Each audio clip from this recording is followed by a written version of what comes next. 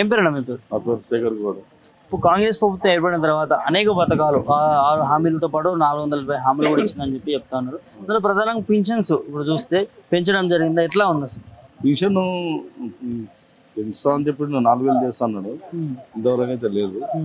మళ్ళీ ఎలక్షన్లు అయిపోయినాక ఇస్తాను అంటున్నాడు. ఇప్పుడైతే 4000 పింఛన్ అయితే ఏమి ఇవ్వలే, 2000 ఇస్తున్నాడు. ఇంకోటి మనకి ఇప్పుడు బస్సు పెట్టిండు, ఫ్రీ బస్సు పెట్టిండు. దాని నుండి చాలా మంది ఇబ్బంది పడుతున్నారు. అసలు మొగోళ్ళు బస్సు ఎక్కాలంటేనే భయపడుతున్నారు. మొత్తం ఆడోళ్ళకి అయిపోయింది అది. ఎవరైనా ఎక్కితే కూడా వాళ్ళు దించుతున్నారు. ఆ సీట్ మీద కూర్చుంటే వాళ్ళు దాని కూర్చుంటారు. ఆ పథకం అనేది మనకి అంత మంచిగా చాలా మంది వ్యతిరేకిస్తుంటారు. గత ప్రభుత్వం కంటే మెరుగైన పాలన తీసుకొచ్చినాం. ఏం చేసిండు ఇప్పుడు? చెప్పిండు 6 గ్యారెంటీలు ఖచ్చితంగా చేస్తామని చెప్పిండు. తొలి సంతకం నీకు 2 లక్షలది తొలి సంతకం పెడతా అన్నాడు.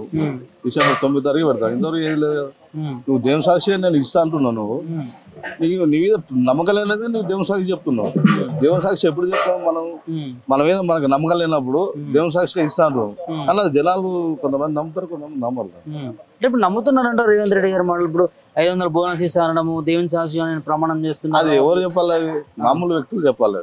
దేవుని సాక్షిగా ఇస్తాను. ఒక సేమ్ నుండి నేను ఇస్తా అని చెప్పు. నువ్వు దేవుని సాక్షిగా చెప్పడం అనేది మళ్ళీ దేవుడు రేపు ఏం కావాలి ఇవ్వకపోతే? దేవుడు ఉండడానుకోవాలన్నా లేడానుకోవాలి. 3 నెలల పాలనలో కాంగ్రెస్ పాలన హిట్ అయిందంటారా, ఫట్ అయిందంటారా, ఎట్లుందంటారు? ఏది లేదు, నార్మల్ గానే ఉంది. ఇంతకుముందు ఎట్లా ఉంది మాకైతే ఏమో అనిపిస్తలేదు. రైట్. ఇప్పుడు రైతు బంధు గురించి కూడా రైతు భరోసా ఇస్తా అన్నారు, రైతు బంధు ఇస్తా అన్నారు, 15,000 ఇస్తా అన్నారు, కౌలు రైతులు కూడా ఇస్తా అన్నారు. ఇస్తున్నారా? ఎవరికి కౌలు రైతులకు ఏమి ఇస్తలేరు. రైతు బంధు ఇంతకుముందు ఇస్తున్న దానికన్నా ఇప్పుడు ఎకరాల్లో 2 ఎకరాల వాళ్ళకు వచ్చినాయని అంటున్నారు అందరూ. ఇంకా మిగతా ఏం పెంచడం లేదు, ఏం చేయలేదు. పాతదే ఇంప్లిమెంట్ చేస్తున్నారు అంతే. అయితే లేదు, రుణమాఫీ లేదు, అసలే లేదు. అది కూడా లేదు. 500 బోనస్ కూడా ఇస్తా అని చెప్పి హామీ ఇస్తా అంటున్నారు. ఇయ్యలే కదా ఇంకా. ఇంకోటి ఇప్పుడు రైతులు ఏం చేస్తున్నారు, కరెంటు పోతుంది మధ్యలో.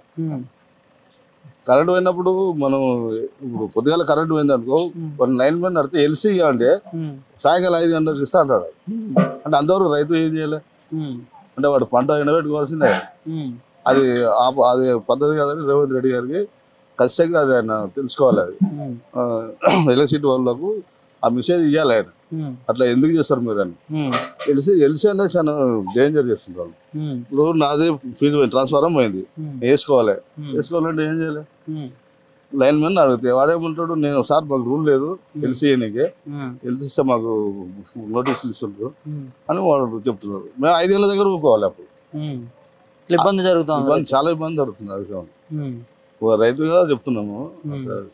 రైతులకు మేలు చేసిన సర్కార్ అని చెప్పుకోవచ్చా కాంగ్రెస్ సర్కార్? ఇప్పటికైతే లేదు, చేసినప్పుడు చెప్పుకుందాం. ఇప్పుడైతే ఏమో చేసింది అయితే ఏం లేదు కదా. రైతు బంధు ఇచ్చిన రైతు బంధు ఆయన కేసీఆర్ ఇచ్చిండు, ఇచ్చలేడు ఆయన.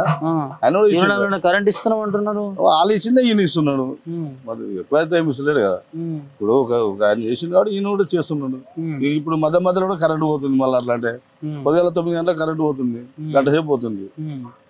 కరెంటు విషయంలో మన పూర్వ వ్యతిరేకత చెప్పడం కాదు, నడుస్తుంది బట్టి దాన్ని బట్టి చెప్తున్నాం మనం.